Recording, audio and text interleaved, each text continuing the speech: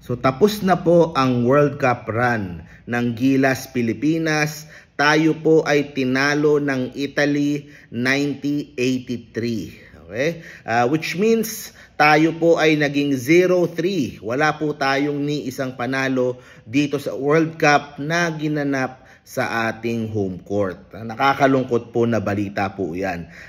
Actually, nung first quarter, ay maganda yung ating simula. Parang nung mga huling laro lang din. Pumapasok po yung mga tres po natin. Nakatres sila Abando, si Pugoy, si Clarkson, so si Kiefer. So ang ganda. Lumamang pa po tayo nung mga first quarter, ng mga simula ng laro. O kaso po, nag-init ito pong kalaban po natin. Yung pong kakampi ni Jordan Clarkson sa Utah, si Fontaccio.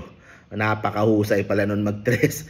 Talagang inulan po tayo ng 3-pointers mula po sa Italy at wala po tayong sagot. Yung pong ating perimeter defense, hindi mo makita halos. At talagang hindi po sila minalas buong laro. Talagang pumasok yung pong karamihan sa kanilang mga 3-pointers po. At yun na po ang naging major difference dito po sa larong ito. Kaya sayang. Nung sila ay lumamang na nung mga second quarter, ay hindi na po tayo nakabawi muli. Okay, nung patapos na yung laro, we were able to bring down the lead to 7. O parang mga huling laro lang din, di ba? Kaso po, hindi po talaga kaya, hindi po sapat. At we weren't able to squeeze out the victory dito po sa laban sa Italy, na mataas po yung world rankings kumpara dun sa huling dalawang nakalaban po natin. Okay, so sayang po. Merong mga magagandang mga plays din tayong nakita, kala Dwight Ramos, tapos dun sa mga ibang players pa, kala Junmar, dun sa mga ibang nasabi ko pa kanina. Ang daming mayroon pa isang magagandang play. And of course, si Clarkson, marami ding mga magagandang nagawang mga tira.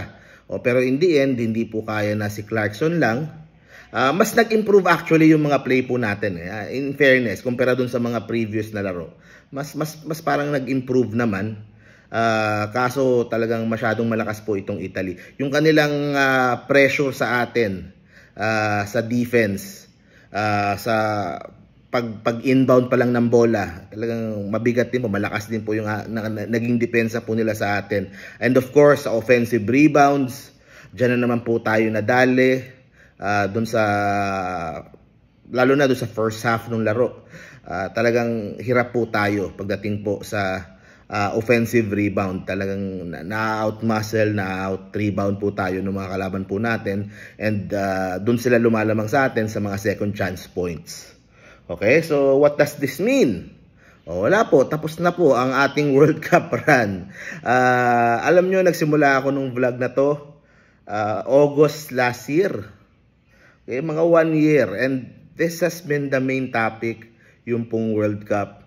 And yung pong mga pinapangamba po natin na posibleng mangyari sa World Cup na ito, yung pong mga sinasabi po natin, yung hinaing natin from last year, unfortunately, ganun po yung nangyari. Okay? Sinayang po natin yung pagkakataon na nabigay po, na ginastusan ni Boss MVP. Diba? Daang-daang milyon ginastos po just to stage itong World Cup. Just for us to have that moment kung saan po makaka-upset tayo ng isang team na mas malakas sa atin, and it would have been a wonderful, memorable moment para sa Philippine basketball. Pero hindi po ganun yung nangyari. Tayo po ay uuwi na wala pong napanalo maski isang laro, 0-3. Yan, manonood na lang tayo. Panoorin na lang natin yung Team USA. Sintayin na lang natin yung mga ibang team na dumating dito. Panoorin na lang natin yung semifinals hanggang finals. And nakakalungkot po talaga. It's disappointing. It's frustrating. Pero expected na alam na natin Nakita natin yung mga problema from the start. Nakita po natin yung problema in forming this team. Yung pong mga challenges, 'di ba? Sa pagkuha ng players, pagbuo ng, and ang nakakainis pa, ang nakaka-frustrate pa is nakita natin na kaya nating manalo eh. It's not like na talagang tinambakan tayo sa lahat ng mga laro. Competitive naman po tayo for most of the 3 games na nilaro po natin. Kaso talagang doon mo makikita pagkakulangan sa preparasyon, kakulangan sa mga plays, kakulangan sa paghahanda, 'di ba? So hindi enough yung sinet po natin na 3 months na yon, kasi ang gulo nung mga naging nangyari sa lineup. Kaya sa akin po itong si Coach Chot, I think it is time for him to step down. Kumuha na po tayo ng ibang interim head coach muna para sa Asian Games.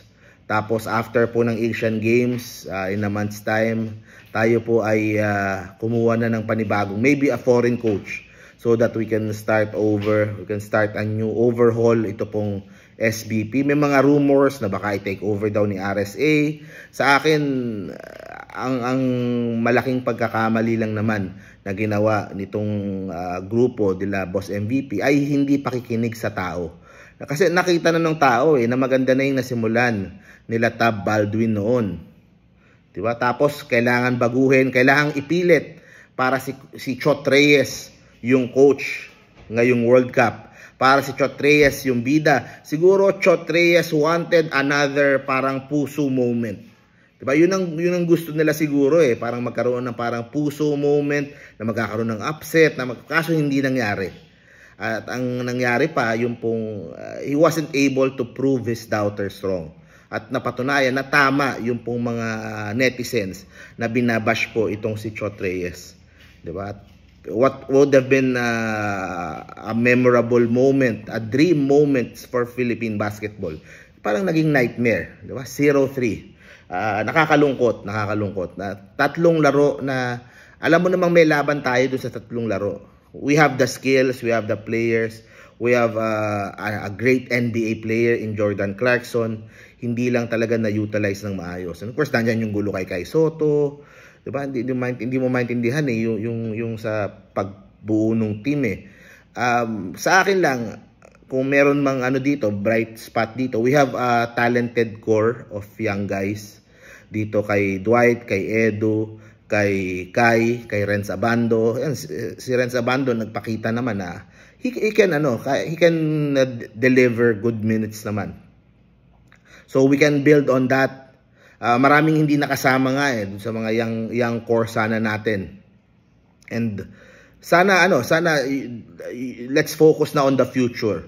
We have a young core, mag-recruit tayo ng mga magagaling na Phil-Amps, magtayo tayo ng Gilas Academy abroad. Siguro gawa ako separate na video kung what should be the future of Gilas. Pero the immediate future, sana po mag-step down na si Coach Chot Reyes at iba na yung mag-handle ng Asian Games. So ayun guys, thank you very much po. See you po sa next video po natin. Salamat Gilas for